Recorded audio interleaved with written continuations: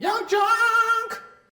Hey everybody, welcome back to Tubby Talk, the show where we talk about video games with two of the greatest ice cream factory owners on earth. My good friends, why don't you introduce yourselves to the crowd? I'm Steve. Man, I'm Chris. And they are from the Tubby Robot Ice Cream Factory, the premier ice cream location in Philadelphia, right here in Manayunk, PA. I am Terry Leahy with YUNKJunk HQ. And I'm also the owner of the Video Content Factory, where we make awesome content. Sometimes we make content about ice cream with these fellas themselves. But as part of my job, I have to focus a lot on story and on things like narrative. So we thought today might be a cool... today's topic, we would like to talk about the importance or not importance of narrative to video games and when it matters, when it doesn't matter, and some cool narratives and some games that have terrible narratives but are still fun. So I thought it'd be fun to dig into. Yeah. To state all of our intentions in advance, if I'm not being presumptuous, I am a narrative first guy. I almost prefer narrative to the actual gameplay mechanics. And I believe, Chris, you look at things a different way. Yeah, I'm pretty opposite. Gameplay first and foremost, and if it doesn't have that, it doesn't grab me. And a lot of the times the story, I'm just kind of like, oh my God, just get it done with. I'll skip things. Absolutely. But it depends. There are games where the narrative grabs me, and I love games that weave them together. And I think that's the next frontier of digital storytelling. It probably is. I mean, we've come a long way with video games. And certainly I could just go back to my own feelings about things. I haven't seen a movie that has moved me in a long time, but I have played some games that have moved me. So where do you fall, Steve? So I fall in between. Mm-hmm. How convenient.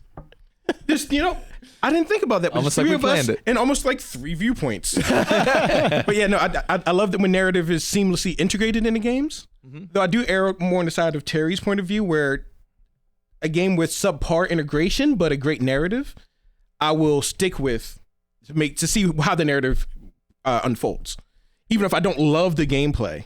Yeah, it works as a good carrot to your stick, I guess. That's a really good point. Yeah, but this subpar gameplay and subpar story, I'm not going to suffer through for it. Yeah. Yeah, what I would say is, this is an interesting wrinkle in this already within the first 5 minutes. How do you guys feel about not necessarily the in-game story, but the lore of the games? I love lore of any type, especially for a video game like series or just really well-written video game, because that tells me that they had they put thought into it. Yeah, and they put a lot of care into how the world of the game will unfold and how it will present itself. Mm-hmm. And I think that usually lends to gameplay being heightened by that, because they put extra care into the game, period. They care about what they're doing.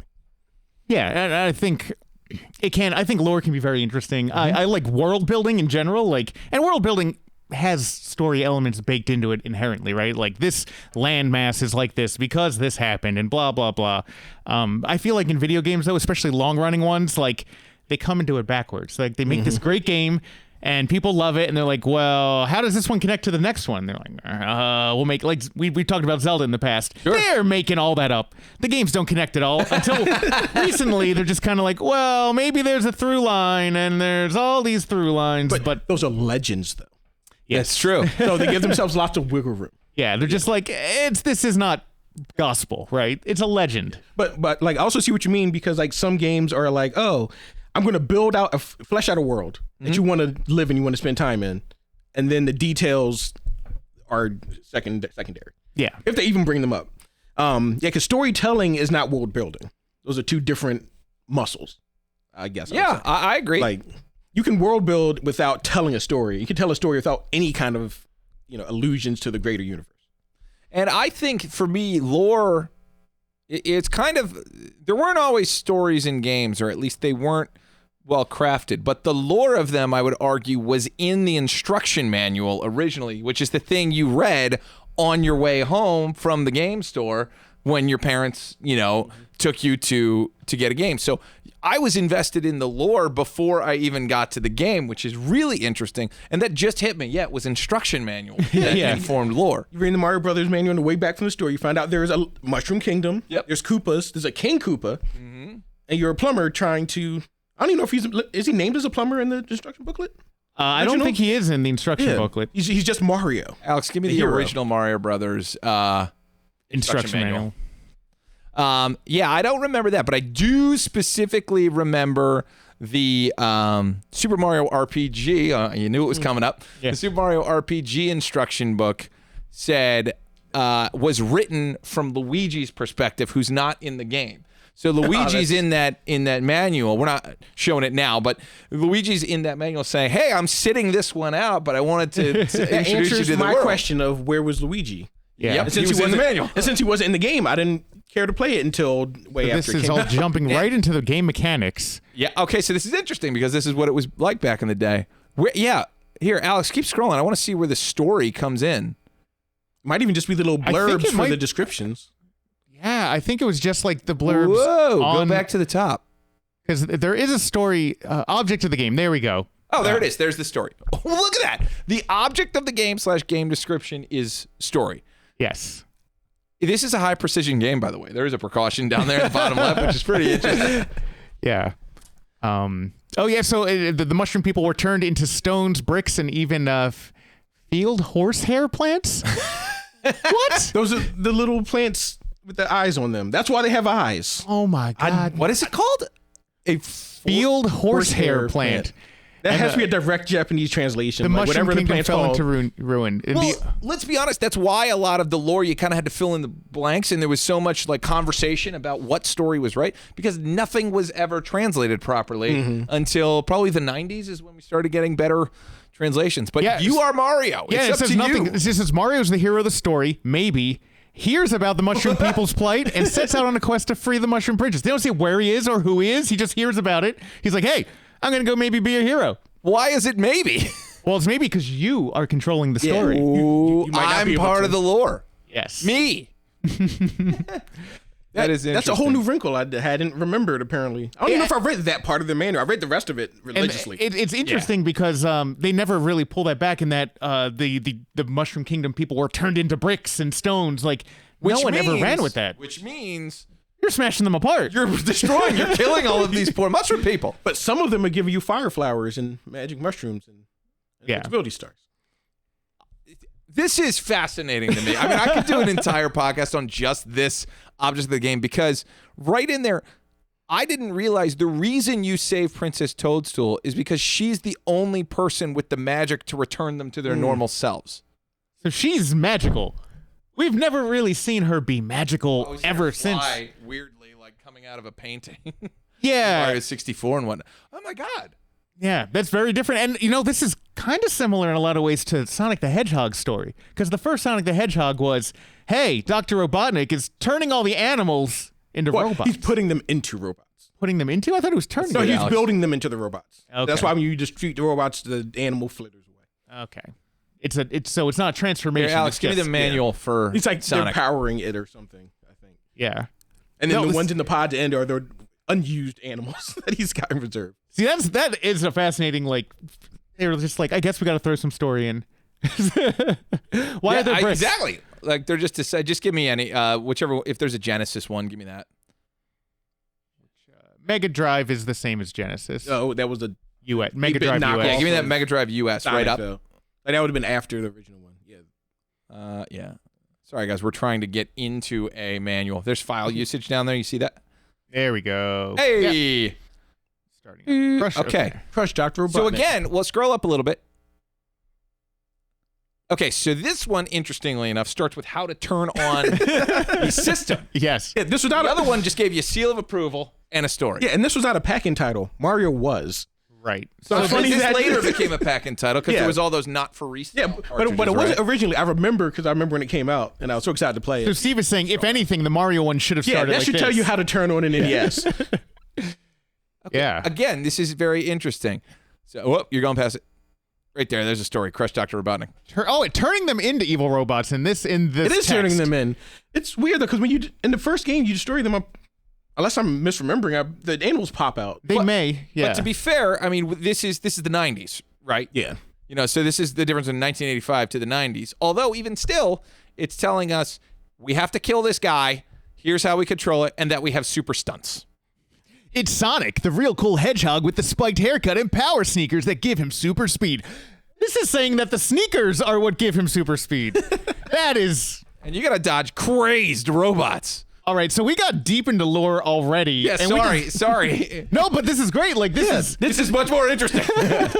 But this also kind of illustrates the point I was making earlier about proper world building possibly feeding into the story.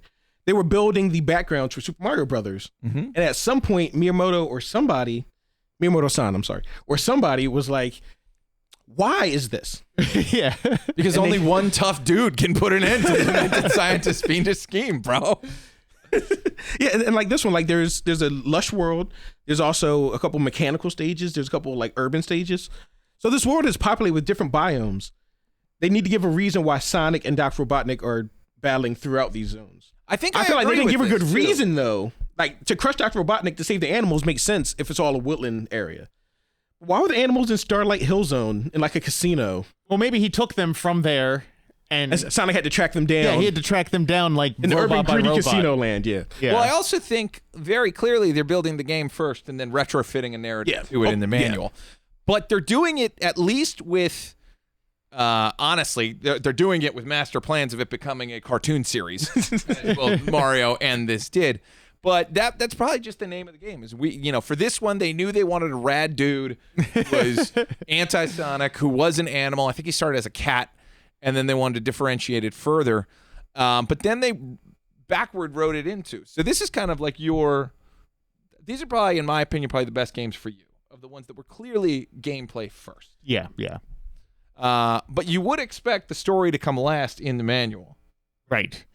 Maybe they're treating it like a book. Well, and it's like they're just like, this is the beginning. Like, we're trying to get you into this. Here is the world. They want the kids reading the instruction manual on the way home to play the game, to be invested in what they're doing. So I said Mario RPG was the manual that I remember. What manuals do you guys remember? Or specifically the lore and or narrative that you explored within those manuals? I wouldn't say manual per se, but Bad Dudes is definitely the first game I remember playing, and the game tells you at the beginning in like opening spiel. Alex, give me the opening spiel. The president has been kidnapped by ninjas. Are you bad enough, dude, to rescue the president? And obviously the answer is, well, I want to be. I will strive to be a bad enough dude. And yeah, the setup of the game was on the attract screen, I'm sure in the arcade, just to make sure people felt drawn. Bad Dudes was in an arcade. There's skip bad in the bottom. Alex, hit that skip bad button. Originally an arcade game. Here we go. Yeah. And the way it's like, this guy is slow. He's saying it to you. Every single letter isn't opening the mouth. The president has been kidnapped by ninjas. Yeah, I got it verbatim then. Just president was kidnapped by ninjas. Are you bad enough, dude, to rescue the president? Interesting thing about this is the British version of this is called Righteous Chaps, and it says, "Are you a righteous enough chap?" It's awesome. Wait, are you? Really? Is that a joke? Or are you? No, I swear to God, Righteous Chaps. I thought you made that. Alex, get on the Google. Righteous Chaps. Righteous Chaps. Wow. That's very 80s. I'm sure it's probably Margaret Thatcher telling them too. It blows my mind. Oh yeah, you bad enough dude to save the prime minister. Righteous enough chap. Are you a Righteous Chaps? There it is. Oh no! This is a YTMND, but maybe it'll still work. Yeah, there it is. This is the British version of it. This can't be real. This is a parody. This is a parody. Somebody made this for YMCA. Kidnapped by ruffians? Yes. Are you a righteous enough chap to save the prime minister? Well, there was a lore. There was a prohibition against using ninjas as villains in England. So right. They were the Teenage Mutant Hero Turtles. Yes. That's a good point. Because I forget exactly why, but they didn't want ninjas. They didn't want kids like emulating ninjas or something. So they're there's something like something about flipping around with sharp stars, and they're like, we don't want our British kids doing that, so we're going to change everything. But actually, my favorite part of instruction books. Yeah, like the story was there, and I read it. But I loved the lists of moves and like buttons and like when they had in that first Mario one. It's just like, hey, here's if you press down, he crouches. It's a picture of him crouching, and like it's a cartoon too. It's not even a pixel. Right. So that stuff. True. I love going through the Super Smash Brothers books where it'd be like every character had every move in it, and it would show you something about like listening to commands. I never knew that. Yeah. Probably why I suck at Smash Bros. My favorite was the Mortal Kombat one because the only way you can do fatalities I never actually saw it. Yeah, so let me see the Mortal Kombat saw the manual. Manual. I didn't know how to do fatalities SNES. because of magazines. Definitely Mortal Kombat SNES manual. Yeah. Sega Retro, that'll work just fine too. Yeah. All right, scroll down. Keep Starts with a limited warranty. Oh, they actually have a Customer comic service. story. Whoa! And a consumer service hotline. Wait, is that story about calling the hotline? We might change that number was this also to just high. be the manuals episode. Yeah. This is great. Look at how well designed everything is. Yeah, it's He's pretty half good drawings human, for back half then. dragon. Yeah. I had no idea. Oh, that's always been. I didn't know the that other lore guys had have been in tiger. place since back here. Make sure the power switch is off though, and then Yeah. insert your cartridge. Then you put it Keep in. going now. Keep going. many We're people- looking for a move list. How many people bricked Sega Genesis or probably Master System going. systems that they needed to put both 2 instances of the customer service number, but also repeated Hold on. Go back to the explanations of how What the to hell does insert that the mean? game? Go down. Crouching moves right here. What does that mean? Crouching block. Wait, start? You hit start and down Yeah. for Oh, a crouching block. block Yeah. is start in this because the Genesis only had 3 yeah, buttons. yeah, base control had 3 buttons. It was really painful to play. Who could understand this? You could not pause. I never had the manual, so I just did not crouch. Well, this is the one everyone crouch bought and too block. because it had blood. Yeah, that's right. This is blood edition. Keep going down. I'm looking for move specific like per person moves. Aerial moves, special moves. There's a lot of man, that's a lot. Whoa! What? They have bios, but they don't have This is wild. moves listed. His name's John Carlton. Johnny Cage is named John Carlton, and he's 29. Oh, he's older than I would have thought. Liu Kang's only 24. He looks 57. Keep going through that. Oh, special moves. There you go. Towards. They actually wrote Whoa! out They illustrated towards- as a comic the special move. towards high kick. They wrote the word towards. This is not how I remember it, but this is awesome. Liu Kang's special moves, and you know what I like? Wait, these it are doesn't give you the finishing move. You have to figure it out on your And own write and it write in. it down. so these are also set up as like they're probably detachable cards because there's a Probably. perforation. Keep going. And it's double sided in a way that Yeah. you flip it and you get the same character on either side. No, you're totally right. That's exactly what it is because their bio's on the other side. Keep going. Kano was old, 35. All right, right here. So what's interesting in this is they also don't give you all the special moves. No, just one. Just giving you one. Leg grab because they had to use so much text to describe one of them. Well, you know what else? I mean, there was not a move list in the arcade. No. You just had to know it, right? So they were really preying on people trading this stuff on the schoolyard. Give me Scorpion. My praying, but they were- my uncle at Midway. Yeah, my uncle in Midway. I'll take Sub-Zero. Okay, Sub-Zero's 32. He's 32. He has no legal status. However, he resides somewhere in China. Yeah, he's dead, I believe. Well, this is Mortal That Kombat point. 1. Yeah, I'm pretty sure at that point he was still he sold his undead. soul or something? I forget. That's No, he's Scorpion. just regular. Oh, I thought it was Sub-Zero. Yeah. So that Sub-Zero becomes Noob Saibot in the lore. Oh. And you are deep in I this watched lore. a 5-hour Mortal Kombat lore video. Well, I love that Raiden's eternal because he is the lightning god, right? Yeah. So he should be eternal. Eyes, none. It's his son. Legal status does not apply. I love- it doesn't say eyes white. It just says eyes none. And if he's you just see me got doing hollow this, everybody, sockets. I'm looking at the manual sideways. Keep going. Let's see what else. I want to see Scorpion. Yeah. Down 2 towards. So that's how they said quarter circle back then. So Goro's 200 years old. okay, yeah. 2,000 years old. Oh my God. Yeah. Legal status, Earth. Occupation. Oh, Earth, none, but on Outworld, he's the Prince of Kuatan. And they actually expounded on this quite a bit in the future, right? This is they thought about this story in this world when they were making the game. Yeah, I mean, I didn't think Scorpion was dead in the first one. Yeah, Scorpion is a reincarnated. Oh my God. I'm an idiot. Yeah. Said Scorpion's a reincarnated specter. I like how its birthplace, life unknown. Scorpion, also unknown. Yeah. Keep scrolling through here. I'm looking for any additional story. Occupation unknown. Scorpion, revenge. Keep going. it goes to Oh, notes. this is one of my favorite things about manuals. Notes pages. Did you ever fill out the notes pages? I did. I absolutely. I also bought used games with manuals that had someone else's notes in there Oh, nice. that I could know all the things. That's so funny. You were your own uncle at Nintendo. Oh, and here's an ad. Spider-Man X-Men on Genesis, I hear was very good. As an aside, Yeah, I did hear I that. never got to play it though because I could never find it at Funko Land. Nobody. It was $50 used, and nobody ever returned it in because it was apparently very good. Yeah, like I said, games used to be way more expensive than they are now. Like, people complain now. Although, to be fair, I got Sonic Spinball for $5. It wasn't awesome. necessarily Probably just the worth time, that. too. Yeah, it was a beat it and toss it game. You didn't need to replay it. But this, You didn't want to replay it. It was so hard. I love that game. I never got past second stage. Yeah, exactly. I love the first stage of that game. 'Cause So anyway, so in regards to narrative, it really wasn't important to these. But does anyone see how excited I am about this? Oh, and how much recall I have, which means I put all the brain power I had into remembering video game stories. Yeah. But to me, when we got past this and actually started telling stories in game that were wonderful, probably Ocarina of Time might be the first time I remember that, which Final Fantasies, I guess before that.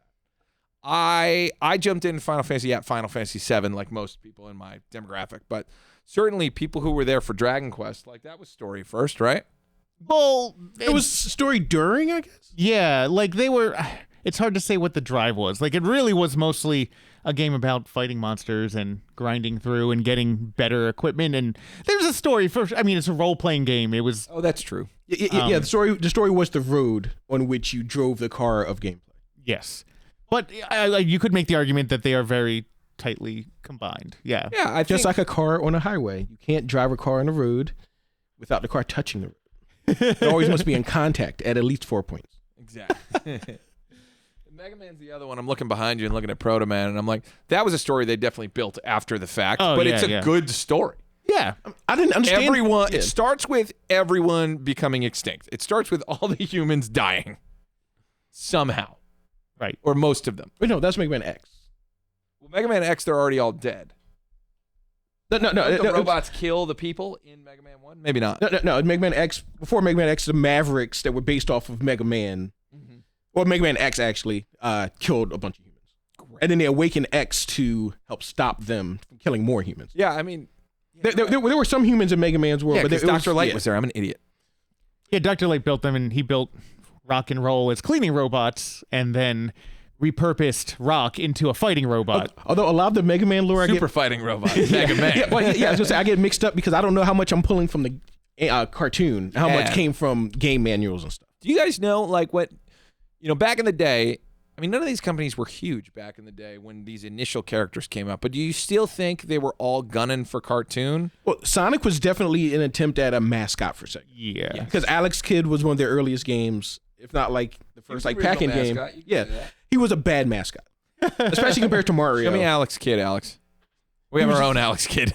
He's just literally a kid named Alex, and he kind of sort of rainbows generic. or something. It's very generic though, and didn't have that pizzazz. Yeah, and this is the new style he of got him. Revamped, I guess. Revamped, gave him a little more character. He looks like a Keep scrolling through. I'm looking for a classic Journey version. to the West style, like Sun Wukong Monkey Boy. Oh, there he is. Yeah, he Probably that does. I Alex wonder Kidd if that's the pixel art point. on the Is that right. how it always was, or did he just have like a monkey's haircut? Not monkeys, a Beatles haircut.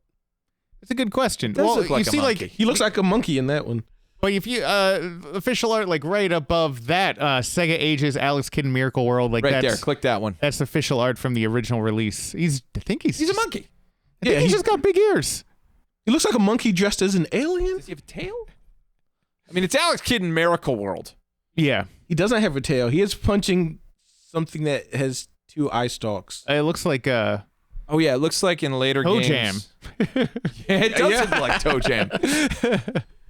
And I like that Is there a blue manual for this? that blue bear behind is like, yeah, I'm gonna get you, kid. And the negative color Princess Peach. Yeah. And the Enchanted. Okay, Whoa, there it wait, is. wait, There's wait, the could you original. scroll Scroll up. back That's up? the original in America. Oh my God, that Okay, is so nightmare he is fuel. just a kid. Hi guys. Hey! I'm going to the Enchanted Castle. Yeah, that's rough. And man. also, this is the Genesis. He started on the Master System, right? I believe so. Yeah. So this is like probably the second. This is the Here, Super give me Mario some World story. of Alex Kidd games. How to turn on your system. The whole Kid family is upset. That's our lead-in. You see, in the his manual, dad he's is drawn as a King monkey. Thor.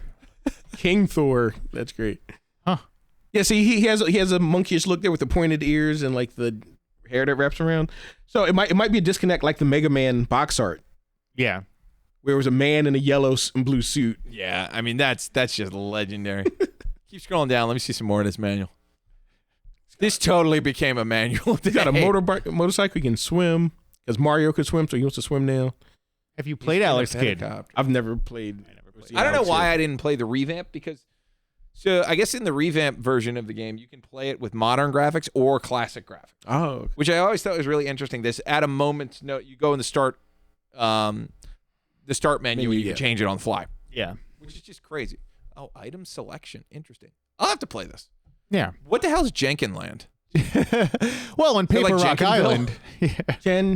I think that's part of. It's a Japanese thing, I believe. Like Rock Paper Scissors has another name there, and I think it's Janken. Oh, dude, something. look. On Like, he's Paper got- Rock Planet, Alex must punch, kick, and leap. But at the end of each round, he finds a rice cake. It's very Japanese right there. It's something I that love it. if had they translated it more, like a lot of places took out rice cakes and replaced them with Hamburgers, others. probably. Hamburgers, yeah. They didn't do it. Alex Kidd was just like, nah, rice cake. You're eating it. Keep going. Let's see what's in here. Anything cool? Keep going. Don't stop. Can't stop, won't stop. Oh, hints. Okay, so anyway, again, Paper Rock hints. this used to be a career. Manuals, Mm-hmm. Mm-hmm. you know?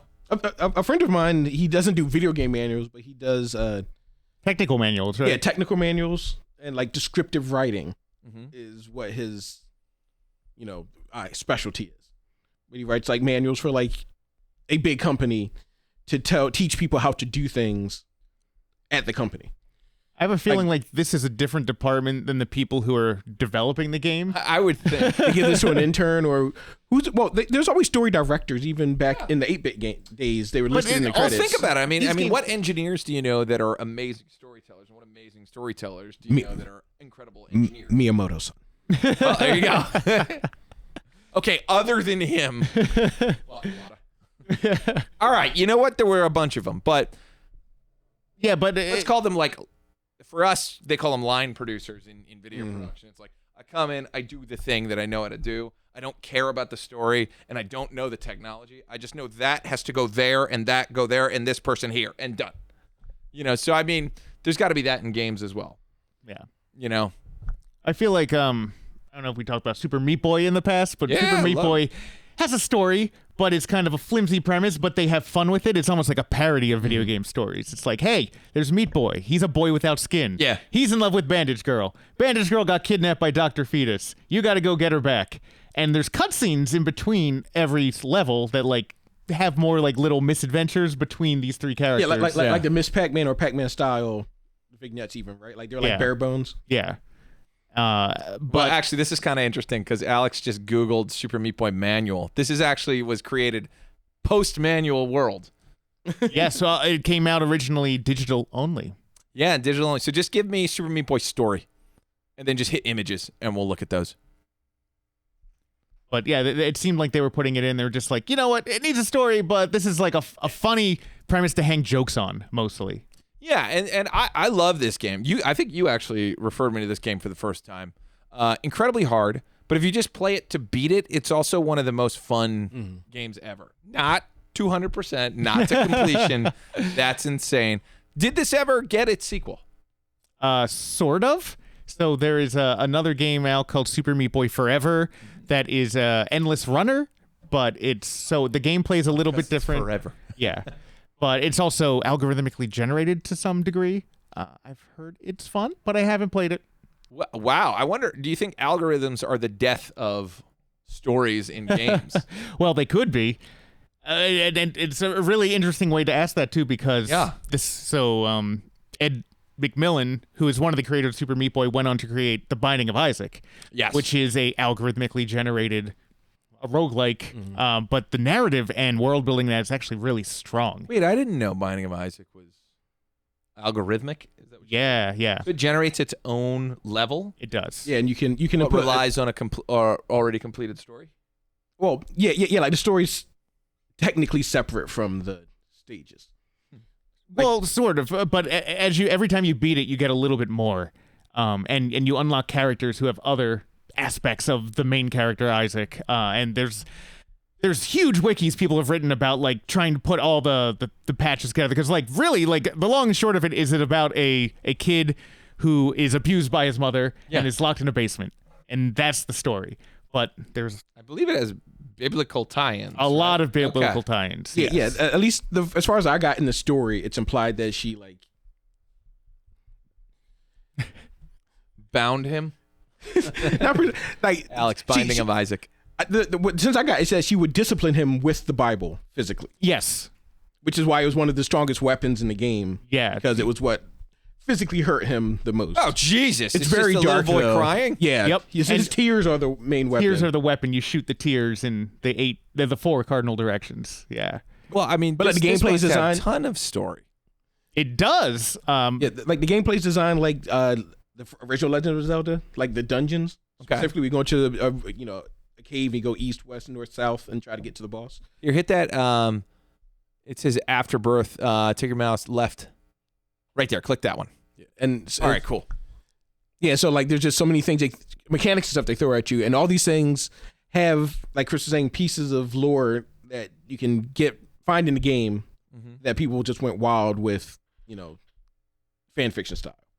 Actually, I don't know if it's is it fan fiction or is it like sanctioned by him? No, And it's he's like, kind of you guys sanctioned. go wild. It's a little bit of both. You And just brought up something super interesting. It is a little bit of both. it's a little bit of both. Yeah. Like there was an expansion pack that was fan created content for the game, and they made it official DLC and released it. Yeah. They can play, like they would make up characters and make up power ups, and then But it's add one them to the lore. It's one of those games, and I think the best algorithmically generated games have a strong narrative hook. Yeah. Where there's a reason why you're doing this over and over again. And Binding of Isaac is one of the progenitors of that, where they're like, here's this story, but there's a lot more. The more you play, the more you It's get. the first roguelike game I'd ever heard of and played. What do you mean by that rogue-like? So there was apparently a game called Rogue that was like a PC game, I guess, like Yeah. in the 80s or 90s. And so it was called Rogue, and it was algorithmically generated. And basically, like there were a couple tenets of it, but one is that permadeath happens. When you die, you have to start from the very beginning. You lose everything time. you gathered, all your equipment and stuff. And Any levels, if they had levels. now it's used. Rogue-like is a term used a little loosely now, but it basically means usually something's algorithmic and there's permadeath. Those are the two big tenets. And sometimes there's a roguelike, which Light. like with a K. Yeah. Where Well, that's what we're talking about. Well, no. So there's roguelite. Yeah, Yes. you're correct with the T. Where you get to keep. There's some progression. So you keep levels, or you unlock certain items. After a certain amount of time, where you can buy them. But Here, give me that PS4 Isaac Plus. I just want to look at that a little bigger because nope. The blue one. Cartridge to the left, right there, PS4. That says so much to me. Yeah. I mean in story and kind of what we're talking about. Like there's so much to unpack right there. Yeah. That is incredible artwork. The little one on the ground. I think one of the enemies who were playable is supposed to be his little brother or something like that. Well, yeah. So, But yeah, it's we're gonna get pulled it's off weird. of YouTube Yeah. for this one. but basically, like even like roguelikes and roguelites, they tend to have story because they tend to have finite numbers of levels.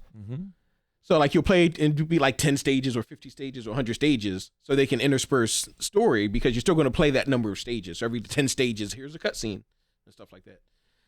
But the really good ones integrated into the gameplay themselves, like item descriptions, like Chris was saying, like any enemy, you can tell by its description, like official description, how it informs how it operates in the game, and vice versa.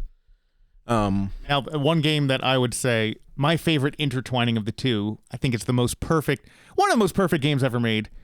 I don't know if we talked about it before, but Portal. Oh, sure. Have you played Portal? I have not, but I'm very aware of Portal and Portal 2. You need to play Portal and Portal Portal gun. 2. Portal is the best integration of story and gameplay merging into one that I've ever seen. Cake? Yeah, the cake This is is the alive. cake game. It's got a great narrative. It's not procedurally generated, but No. it's drip fed to you. You learn things from like background announcements, from reading signs, from context clues. Well, based and on you what have you're doing. an omnipresent narrator at all times, who's your torturer in the game. An evil Gladys AI, yeah. is berating you the entire time. In both and- of them? Yes. Yeah, and then also in the second game you have the creator of the company that Yeah.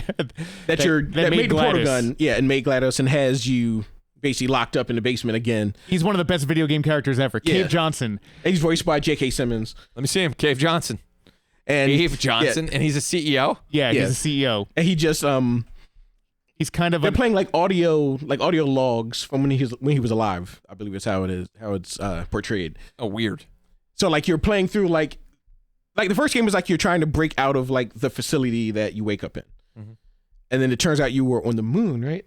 No. Moon is part of the ending. Oh, okay. But then you're captured again by Gladys. Yeah, you get captured again for a second one, and then you like, break out of the new facility, and then you're going through the world with the portal gun, and yeah, the audio logs being played at you by GLaDOS to try to demoralize you. I believe, correct me if I'm wrong, and when you take on GLaDOS, the more damage you do, the more corrupted her speech gets towards Yes, you, right? yeah. Which is so cool. Because the way you take Gladys out is by ripping her apart piece by piece. So you take her play. Oh, that one's my thinking core. Like the different cores, she gets stupider and stupider as you take things apart and throw them into a fire. And then it's also the funniest game. Like I laughed out loud so much more playing this and Portal 2 than I've laughed all other games combined. Really? Yeah, it's hilarious. There's a line in Cave Johnson had, which I don't remember, so I won't do it justice. Yeah, where it starts with the old adage of when life gives you lemons. Yes, and the ending of it was inspired, and I remember cracking up so much I died when I was playing it. I had to restart this section. Yeah, it's a great game. Here, look up Cave Johnson Lemon Line. And they're just like, yeah, like I think he's supposed to be like just like a magnate. He just had a bunch of disparate businesses he got rich from. What to do when life gives you lemon? Don't make lemonade. Make life take the lemons back. Get mad. Yell, I don't want your damn lemons. Then demand to see life's manager. Then burn down their house with the lemons. I love that. Yeah. Everything he says in this is great. Well, and that's like a perfect example of like if that game is good, first of all, right? Yes. And then they just tacked on a crazy good story, tandem.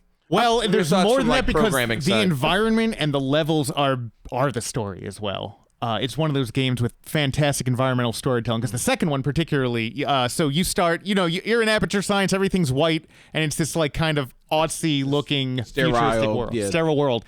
You fall down to older levels of the facility. You're like, wait, now we're down in the 80s section, and all of the fonts are different, and all of the manners of speech all are the different. fonts of that computer font, they have like the lumps on the letters for no reason. Yeah, and then This you is fall down kinda further to the 70s. Like you keep on going deeper and deeper into the history of this company. So this is kind of like the opposite of what we just talked about with the manuals, where this game is the story. Yes. You will not figure out this story without experiencing it. Correct. There's no way, like, you have to be in this world, and, like, there's signs everywhere. Like, just seeing, like, how the employee break rooms are tell you things about this company and this world.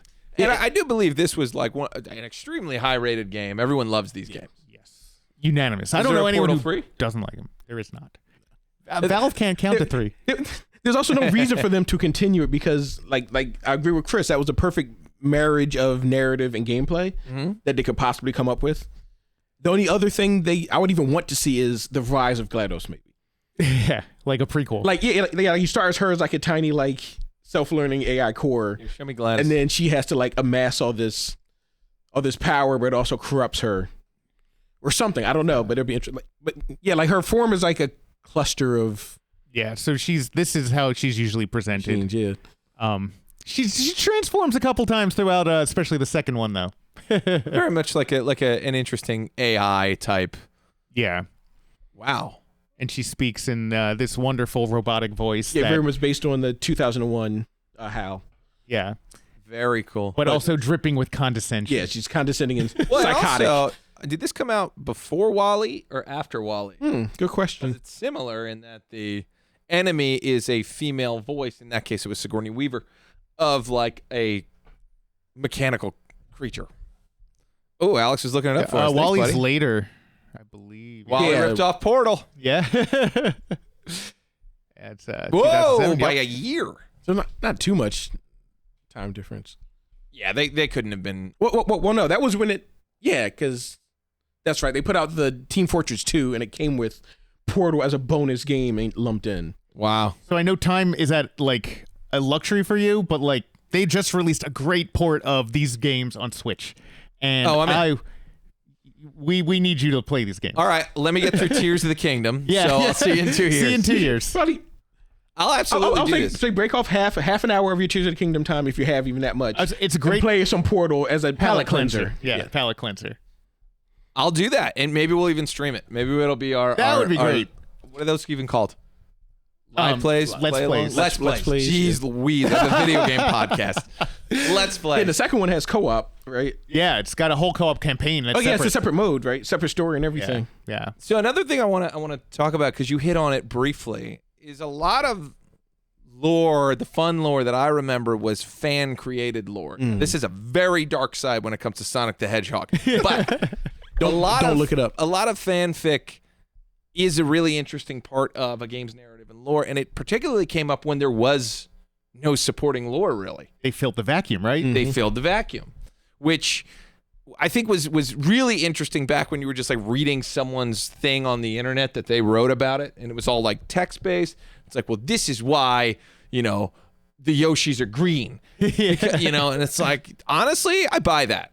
So I'm a big fan of fan fiction. Keep making fan fiction, whoever you are, especially because things like fan fiction give us fan games, and fan games that give us things like Sonic Mania. Yes, but also fan fiction gives us things like Sonic kissing a human girl. Yeah. Well, there's Sonic 06 was made by the team. I don't care what anybody says. They generated that story. They made those decisions. Yeah. And I saw that anime. You can't have light without darkness. There's two sides to every coin. Yeah. But they should make it very clear on the internet which side of the coin that is when you're Googling. Who is Rouge the Bat? Don't ever Google that. Don't ever Google that. Alex, no. There's apparently a strain of Sonic fan fiction that was biblical in nature. Yeah. Like they were like taking cautionary tales, like more realistic tales from the Bible, and giving them to Sonic and Tails and Knuckles Yeah, Sonic says, to live out. Yeah. be a devout Christian. Essentially that's kind of what it was. A radical one, though. Yeah. But there's something about if something makes you want to continue a story in your head or make you obsess over a story, that is a valid piece of artistic creation. So anytime you don't bump into it as much anymore, but very famously Roger Ebert said that video games were not art and that they were not like films. And now in many ways they surpass them with how engaging these stories and these worlds are, especially when it comes to games like Mass Effect. Why are you looking at me for Mass Effect? It's only my favorite game series ever. Although, But isn't that the choose your own adventure?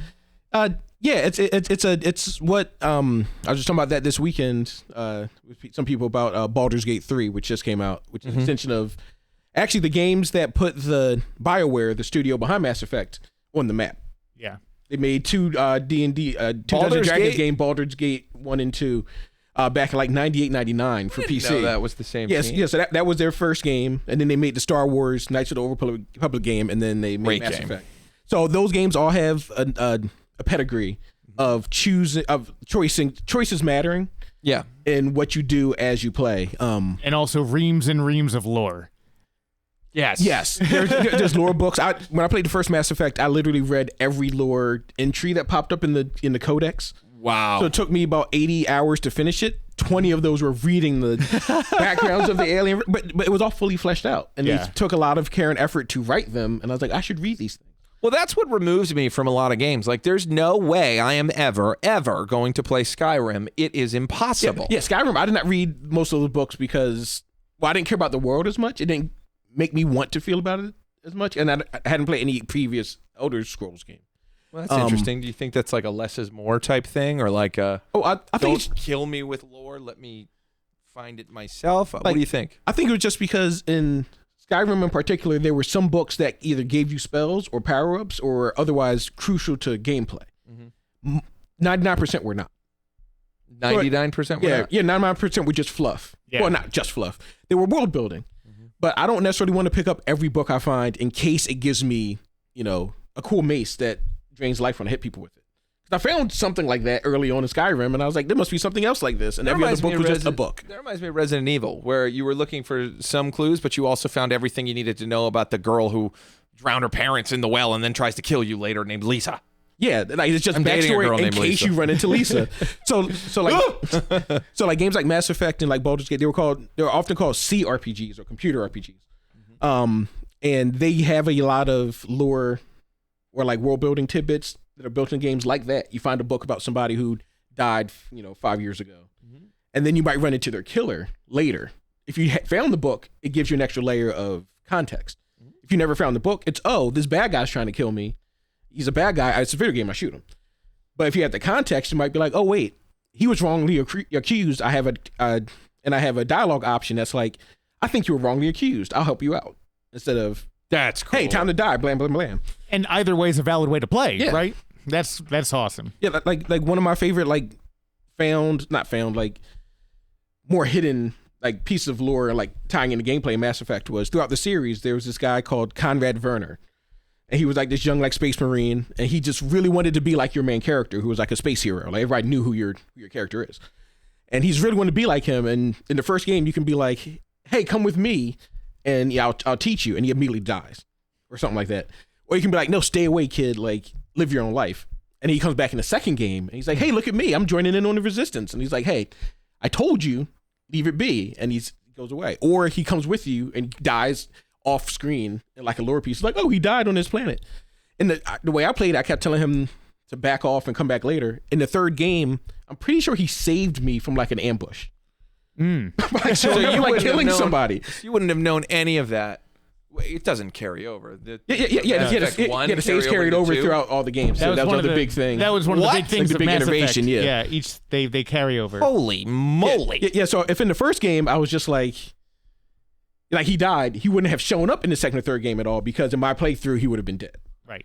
That is so cool. Which means by the third one, there's so many branching paths that are probably you would just ignore because you couldn't have opened. How do you even develop a game like that? Brute force. Yeah. Especially then, like now you would probably use like AI, procedural generative AI to help. True. But it was brute force back then. Just lots of writers, lots of man hours writing, and then there were lots of bugs. Because there are so many things, so many branches, like Chris was saying, like you have to ignore just whole branches of potential story. But some of those things need to be addressed. Some of those things just have like tags in the game that are like programming tags that are left hanging, and it didn't close off the storyline. So you have things like, oh, he died in the first game, Conrad Werner, and in the third game he shows up and shoots a guy and saves you, which shouldn't be possible. And the game isn't like, oh, he came back to life. It's just, I pretended you never killed him. Yeah.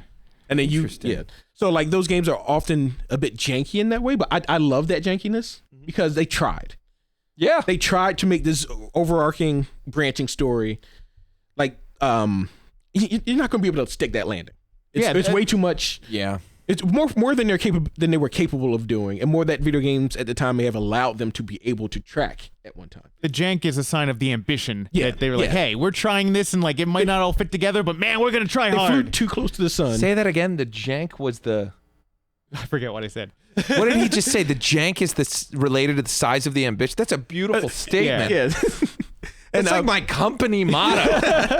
The jank is indicative of the ambition. Yes. Yeah. Wow. There you go. The shittier the bugs are, the more you tried. The more show they tried. Yeah. Some people don't appreciate the effort, just like any other type of media. And then like the thing with Mass Effect 3 is the ending. After these 3 games are like, all your choices matter. You make your own path. But the whole point of the game was ancient Elder One evils are coming back to destroy civilization. Stop the Langoliers. Yeah, how you going to stop the Langoliers? Okay. How you going to send the Cthulhu back into the void? And so they ended up making 3 options that all your choices would pigeonhole you into. And you could very easily at the end switch from one path to the other just by like making a random choice not random choice, but one of the 3 choices at the end. So it was like, oh, you did all these things to get to this destination, and you find, God in the void, and God's like, what do you like to do? 1, 2, or 3. So all of a sudden it just turns into eternal darkness. Well, you ever play that game? Yeah. So it's like, in a way, yes. Like you get there and it kind of is like, this doesn't mean anything in relation to my journey that I took to get here, the journey the game took me on. I wasn't as hard on it as most people were because I got the good ending. Yeah. So I was like, oh, it's fine. And then I looked online immediately after beating it, and I was like, oh, the other endings they weren't janky. There was not a lack of ambition at that point. It felt like they literally gave up because they could not figure out a way to polished fix the and landing. false, right? Yeah, like a spoiler for a 15-year-old game. It was like either you could merge with machines, and then the machine gods won't kill you because you're also a machine, or you can try to kill the machine gods and they come back 50,000 years later because they come back every 50,000 years. Yep. Or I forget what the third option was, but it was Do nothing, maybe. it wasn't do nothing, but it was like, oh, you can blow up all of your advanced technology. Because it was whenever technology advanced to a certain level, they would come back and destroy everything. Because otherwise, question mark. Yeah. They never explained very well, or I just don't remember at least, what would happen if they didn't destroy everything. I mean, at least they didn't bubble bobble you and say, bad ending, come back with a friend. Have you ever seen that? No. Look up end of Bubble Bobble if you play single player. That is one of the craziest endings ever because you beat the game by yourself. So end of Bubble Bobble solo. Bad end. So it's right there. To the right. Oh, no. It says bad end. Yeah. Right there. Bad end. This is not a true ending. Move the mouse a little bit. This is not a true ending. Take the magical crystal ball and you will find the door to the secret road. So you just lose. Yeah. And the reason you lose, I think, is because you're alone. At least they give you a password so you can come back and... Honestly, right? That is could you nicer come back than I there? remember. Yeah, like we're able to pick that back up with their friend and then beat it? I'm pretty sure there's like a secret room you had to find, and if you didn't find the secret room, Yeah. you didn't get it. But you cannot win one player. So do end of Bubble Bobble one player. Oh, and while I was looking that up, there actually was a bad ending to Mass Effect, which was, a canonically bad ending, which was all your people die before you get to the final fight, and therefore you can't win. Oh, yeah. Try again with your friends. You will know and the wonderful secret. This is not a true ending. Try again with your friend, and you will know the wonderful secret. Yeah, and I'm sure the wonderful secret is like... But you still have to beat the boss. It was a friend you made along the way. Yeah. And I mean, there were a lot of games back there that were Ghosts and Goblins. You go through it once, and like, well... You did it. You didn't really beat it. Do it again. So you had to do the whole game again, and then you win. You have to do it twice. Yeah, and it does the same thing in Bubble Bobble. Look at the right. Now, prove to us that you're a hardcore player. Evil ending. That is crazy. That's crazy. But yeah, that's a game. So, but I do want to talk about the game that's on your shirt. Yeah. I'm wearing a shirt. So this is Celeste, which came out at this point, 6 or 7 years ago. It's been a little while. Was made by a little indie outfit, a couple of people, and it's I would call it a maso-core sort of side scroller. Very difficult. But yes, also... I had to stop in the middle. I didn't make it through. Oh, so you played the game? I did. You asked me to play it, and I did. Yeah, I remember. Nice. And I went halfway through. Great. I mean, halfway's great. That's farther than I got. I think I got like a third of the way through. So yeah, the whole game is about overcoming. I guess they're kind of like puzzle rooms. You're just getting through, but at the same time, there's a high degree of execution as well, right? And all you can do is jump and dash in a direction, and cling to walls. It reminded me a little bit of Super Meat Boy. Alex, the name is Celeste, like the pizza. Celeste. Yeah, but this is one people love because the narrative is, I wouldn't say it's inherent to the gameplay, but it ties into the gameplay. In that the whole game, kind of the thesis of it is conquering your inner demons, and in this case, depression. Yeah, because that's the dark version of Celeste or whatever. That's a part of her. What she is. Yeah. And you're climbing a mountain. You're climbing. You could say you're running up that hill. Yes. If you're a Kate Bush fan. But the whole game is about overcoming these obstacles, and you get sent back. But you try again. And the whole idea, I feel that the gameplay instills you like, well, you try again. You try again and you're going to make it. Or you're at least trying. I feel like, you keep trying and you fall into depression because you can't beat the stage. Yeah, but that's also a nice message. So it's a game with a message. Yes. And the story, I remember doing the story and she's like disinterested in the story a lot of times, I feel like. Not to the level that like the Doom guy is not interested in the story. Right. That's an awesome intro. But it's like she'll have these weird conversations. There's like the one guy that she runs into all the time who's also like a hiker. And then you run into the dark version of you who's like very cagey, not telling you all the information. Well, it sort of comes off as like, oh, this is the evil part of me. This is the bad part. I need to resist this part. Mm-hmm. But then throughout the narrative of the story, you come to learn that that's not a bad part. It's just part of you. It's a different part of you. And you have to accept that part of you to be able to progress. I like that. Is that when you can dash twice? Yes. Because I got to Wait, what? because I was playing the game to a point where I was like, I can't beat this stage without being able to dash twice. Mm-hmm. So I stopped so playing. I didn't spoiler- realize I was close. I got the ability to dash twice. I don't remember that. Yeah, Did she merge with you? Yeah. That's how I got to dash. I just remember strawberries, dude. Yeah, there's strawberries, which are just kind of they're Easter eggs totally. Mm-hmm. Like they're not necessary to anything. Mm-hmm. In fact, I don't even know narratively they aren't mentioned. They're just there. How does the merging happen? Is it like you get to a certain point in a stage and then there's a cutscene? Like an in-game cutscene? Yeah. Just type in I think I Celeste might have merge. I think I might have kept restarting it, thinking I got a bad ending or something. You wouldn't have done. It's not that. It's not that obtuse. Okay, it's not that. Okay, No, it's not. It's not.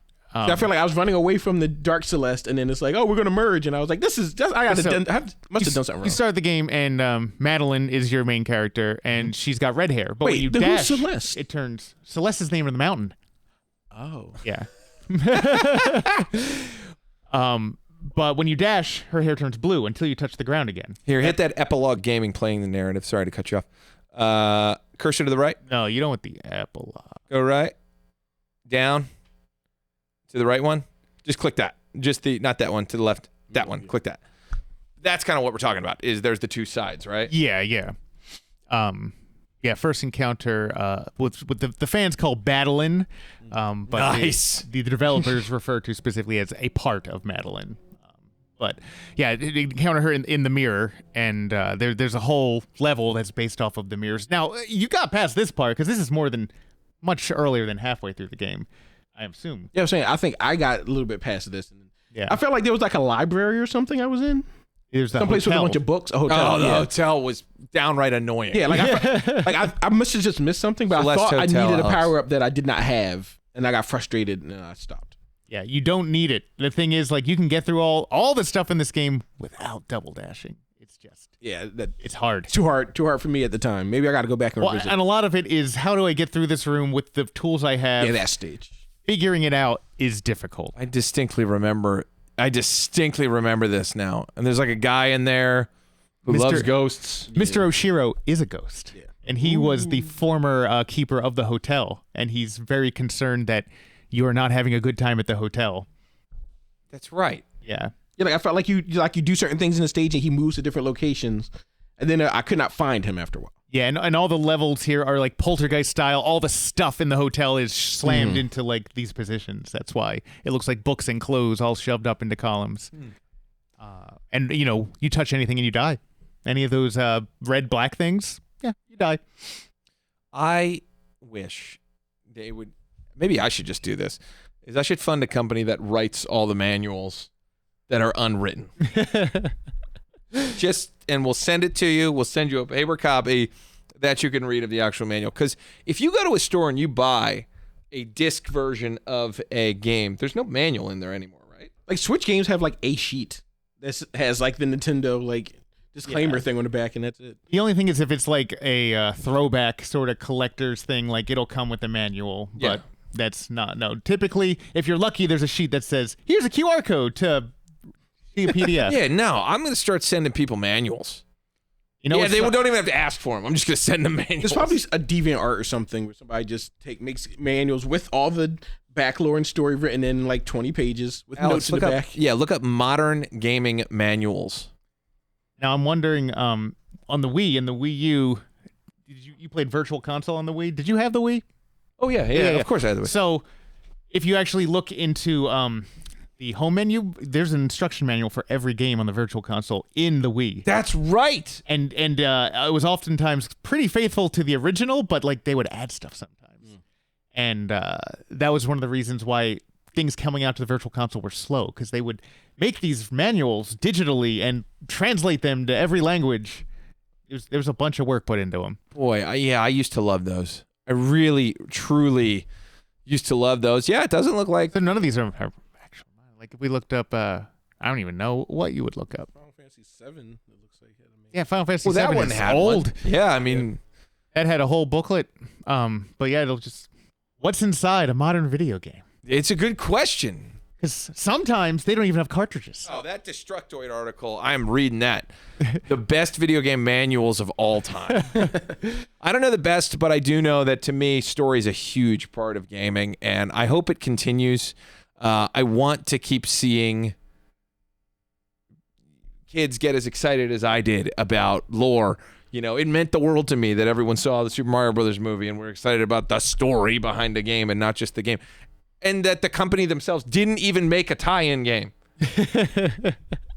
You know, but to me, it's just, I love lore, I love narrative, I love story, I love people telling stories, and I think gaming is a great way to do it, and I think it's still important to me, the story of a game. You know, it's hard to play a game now and not expect a great story. It doesn't mean I need a shitload of cutscenes, but I would like a story. Yeah. What about you guys? Yeah, so like there's like I still play Destiny 2 to this day because the story is still, at least for the next like expansion or so, is still going to be continuing to build to like the climax. So I want to see what's going to happen. And they have 4 seasons a year of content, and they do like 8 weekly story like missions. So like you're playing it through the mission, doing whatever MacGuffin you have to do that time, but then there's voiceover and there's dialogue between the different characters. Either talking about what you're doing or talk amongst themselves over the import of what you're doing. Like it's in and of itself, and each individual piece is kind of basic. Yep. But it builds onto the network of background lore and like online on the website lore, like content that they include in the game. But a lot of it is audio. Mm-hmm. Not as many cutscenes. They have like 4 cutscenes in the whole series of history of the game, which a lot of people get mad at, but they do a lot of animatics, and animatics are always really well done and do a lot to expand the scope of, like, it gives you a visual to match with the audio of the game. It's a very cheap way to do it, quote unquote, but I really like it a lot because it keeps me engaged, keeps me playing what is a first person shooter for 5 years now.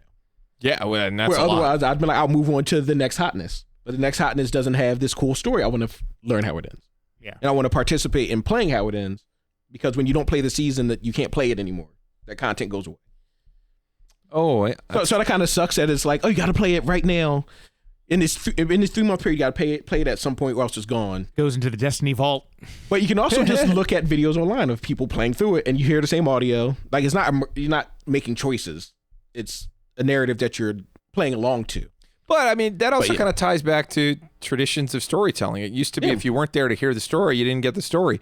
Or, back in the day before they had home releases of movies, you caught it in theaters when it was in theaters, or you just didn't get it. You had to hear from all your friends and family that saw this great movie, The Godfather. What do you mean you haven't seen? You're never going to be able to see it. And you just saw it. It was amazing. And then they flock to see Godfather 2 because they didn't get to see 1, but they really want to see what this Coppola dude is up to. Yeah. Hey, I mean, narratives are important. You got any final thoughts? Yeah, I mean, I could take them or leave them. But no. I think they can definitely add to a game, and I love when they're tied in right, but I don't need it. Have you had any narratives that turned you off to the game? Like, as a quick Oh, wow. Because that's a good question. I think some of the very wordsy, you know what? I wasn't super into Marie's gonna kill me if I say Fallout. Like Fallout, though, I was playing Fallout 3, and I was like, "This is too many I agree words." with you. I was like, especially Fallout 3 and Fallout 4. I was like, okay, I'm doing this, and I don't know why. Yeah. Except the game told me to do it. Mm-hmm. Like the game's like, pick between these two sides. And it's like, why? Yeah. They're both bad. Oh, this one has power armor. I'm gonna always pick the power armor side because I want power armor. So yeah, I think yeah. it can detract. It was very detrimental to me for my enjoyment because I was always like, oh, I want to min-max my character because the narrative doesn't give me a reason not to. This is why I also enjoy the open world nature of certain games where, in Breath of the Wild, you didn't have to do the story if you didn't want to do the story. You could just go and kill the bad guy that you find out about in the first 10 seconds of the game if you want. Mm-hmm. Yeah. Which I think, to me, I think that might be the way I'd like to play things is it's okay if I missed a part of the story.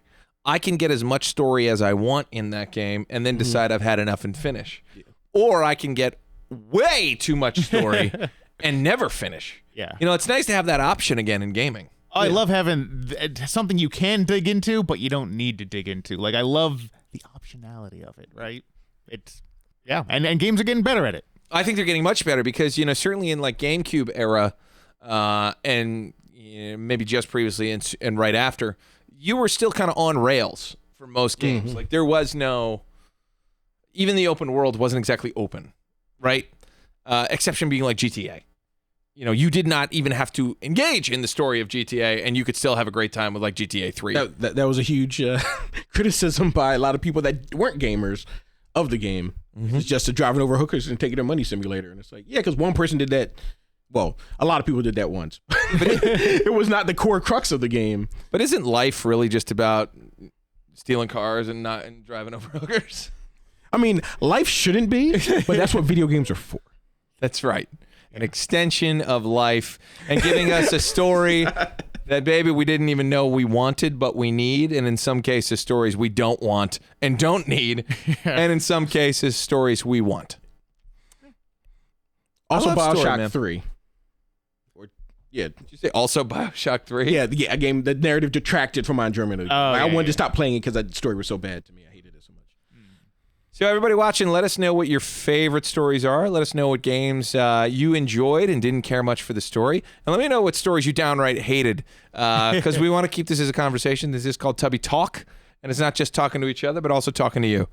Thank you very much for joining us on another episode. I hope you're enjoying it. I hope you're enjoying all the content that we have here on YUNKJunk, and I hope you're also making your weekly visit to Tubby Robot Ice Cream Factory in order to enjoy all the delicious treats these guys have. Please. You guys have a wonderful evening, and we'll see you real soon. Thank you so much, and special thanks to substitute producer Alex for creating this episode. Hey. Take care, everybody. Bye-bye. YUNKJunk!